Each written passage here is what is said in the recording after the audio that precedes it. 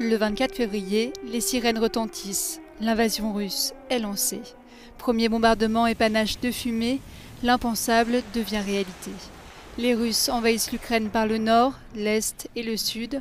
En quelques heures seulement, ils s'emparent de la centrale de Tchernobyl. Le président ukrainien Volodymyr Zelensky ordonne alors la mobilisation générale de tous les hommes de plus de 18 ans.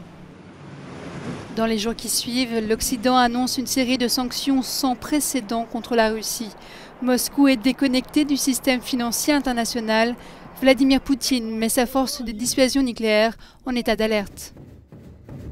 Sur le front, la résistance ukrainienne est plus farouche que prévu. Volodymyr Zelensky refuse d'être évacué. Il enjoint les Ukrainiens à se défendre et la communauté internationale à aider le pays. À Kherson, première grande ville à tomber entre les mains des Russes, les habitants descendent dans les rues et manifestent contre le nouvel occupant. Malgré cette résistance, l'avancée russe se poursuit. Les troupes prennent la centrale nucléaire de Zaporijjia après des bombardements intenses qui inquiètent la communauté internationale. Des millions de personnes fuient les zones de combat, dont une grande partie de femmes et d'enfants. Certains quittent le pays, direction les États voisins et notamment la Pologne. En Ukraine, l'invasion s'enlise et la frustration de l'armée russe est visible même dans les airs. Les images satellites montrent le blocage du gigantesque convoi militaire sur l'autoroute qui mène à Kiev.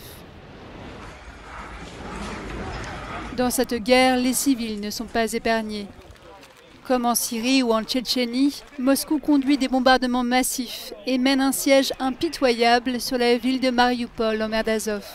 Une maternité et un hôpital pour enfants sont détruits. Un théâtre transformé en abri est bombardé. La plupart des tentatives d'ouverture de couloirs humanitaires échouent à Mariupol, qui commence à enterrer ses victimes dans des fosses communes. Devenu un paria sur la scène internationale, le président russe prend un bain de foule dans le plus grand stade de Russie à Moscou. Il fête le 8e anniversaire de l'annexion de la Crimée. Après un mois de guerre, les destructions sont considérables.